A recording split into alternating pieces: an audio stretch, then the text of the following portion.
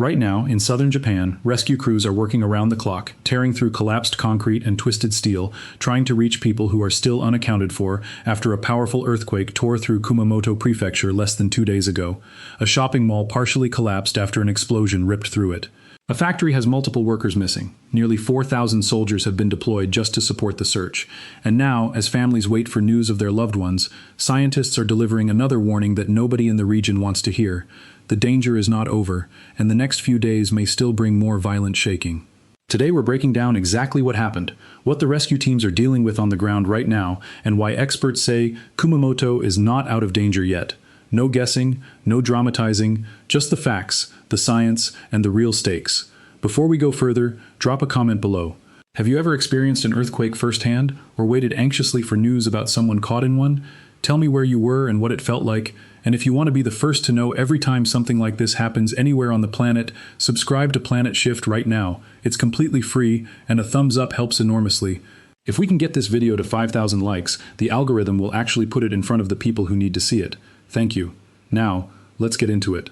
At 27 minutes past 4 in the afternoon, local time, on Tuesday, a magnitude 7.1 earthquake struck Kumamoto Prefecture on the island of Kyushu in southern Japan.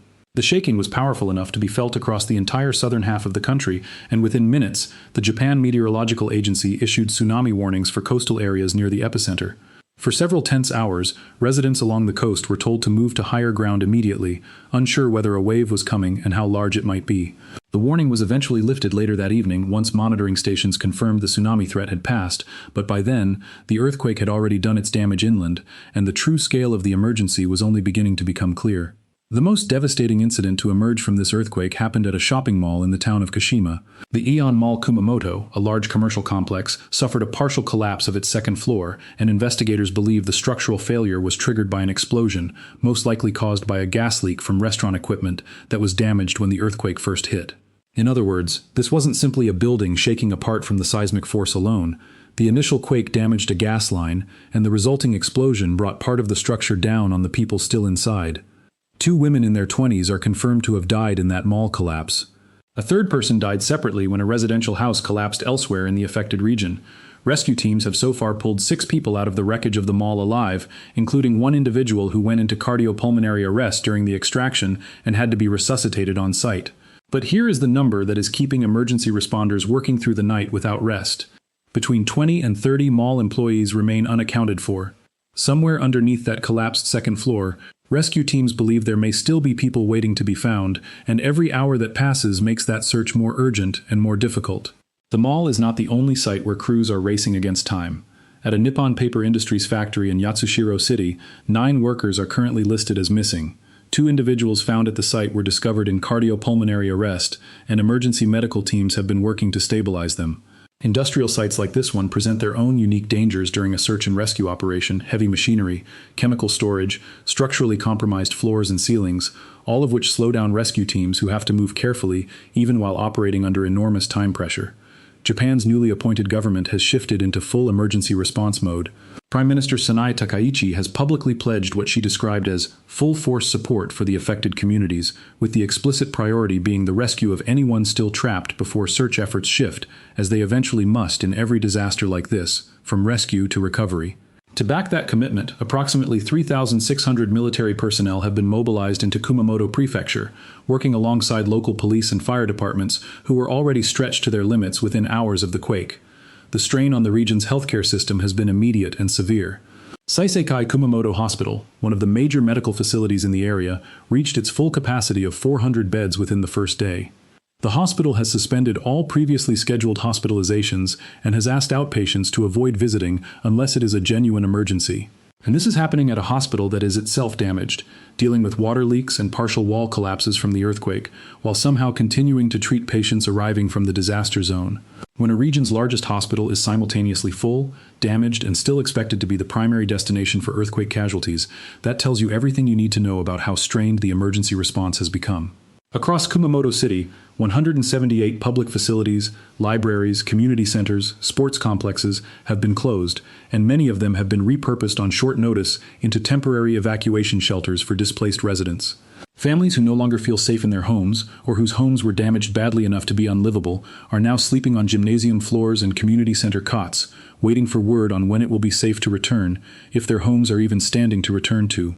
Infrastructure damage has compounded the crisis at every level. The Uyanagi Bridge, a dedicated pedestrian and cyclist crossing, has partially collapsed into the river beneath it. Rail, road, and air travel across southern Japan have all been disrupted, with train lines suspended, roads damaged or blocked by debris, and flights delayed or cancelled as authorities prioritize emergency and military transport over commercial traffic. For a region that depends heavily on these transportation links, both for daily life and for bringing in additional rescue resources and supplies, this kind of widespread disruption slows down exactly the response effort that is needed most urgently right now. This earthquake is not necessarily finished delivering damage. The Japan Meteorological Agency has explicitly warned that the next 2 to 3 days represent the period of highest risk for significant aftershocks, and that elevated aftershock risk is expected to persist for at least a full week after the initial quake. This is not a routine boilerplate warning. It is a specific, calculated assessment based on how earthquake sequences like this one typically behave, and it carries very real consequences for the rescue operation currently underway. Here's why that warning matters so much right now. Buildings that partially collapsed, like the Aeon Mall in Kashima, or that were structurally weakened without fully collapsing, are now sitting in a fragile, compromised state.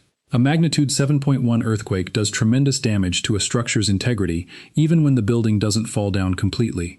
Cracks form in load-bearing walls, support columns shift, foundations settle unevenly. A building can look like it survived, while actually being one moderate aftershock away from a secondary collapse. This is precisely the danger rescue crews are operating inside of right now, digging through unstable rubble, entering partially standing structures, all while knowing that a magnitude 5 or 6 aftershock could strike at any moment and bring already weakened structures down on top of them. This is also why Japanese emergency officials have been so direct in warning residents and rescue teams to expect further structural failures in already weakened buildings over the coming days. It is not fear-mongering. It is an accurate description of how earthquake damage compounds over time when the initial shock is followed by a series of aftershocks hitting structures that no longer have their original strength. It's worth taking a moment here to explain why aftershocks happen at all, because a lot of people assume an earthquake is a single, isolated event, when in reality it almost never is. When a fault ruptures and releases a major earthquake, the surrounding sections of rock and fault line don't simply return to a calm, stable state immediately. The main earthquake redistributes stress along the fault and into neighboring sections of crust, and that redistributed stress has to settle somewhere.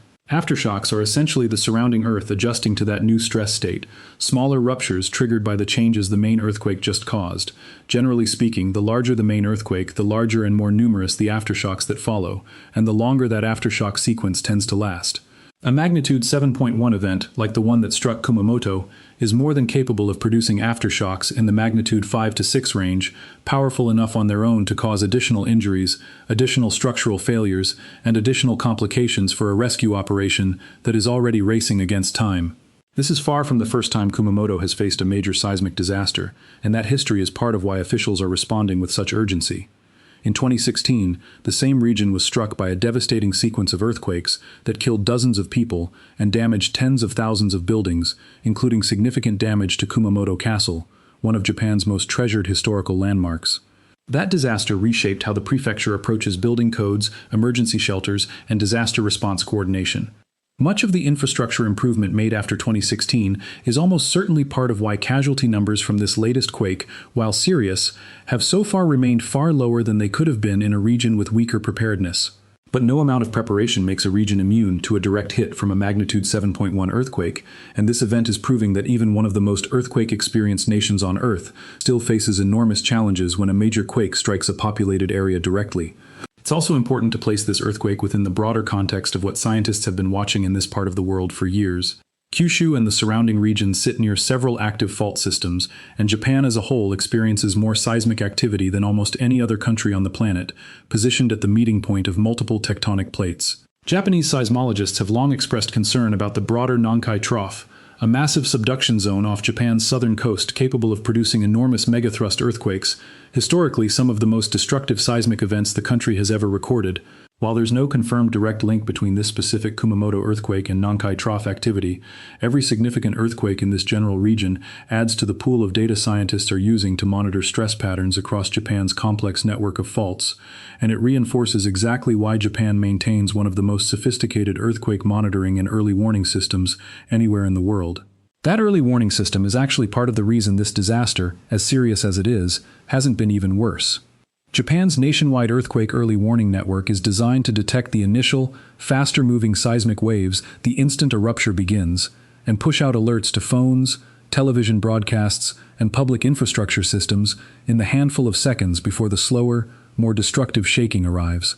Trains can begin emergency braking, elevators can stop and open at the nearest floor, people can drop to the ground and take cover before the worst of the shaking hits. Those precious few seconds of warning don't prevent buildings from being damaged, they can't undo a fault rupture, but they do give people a fighting chance to protect themselves in the critical moments before the ground genuinely starts moving beneath their feet.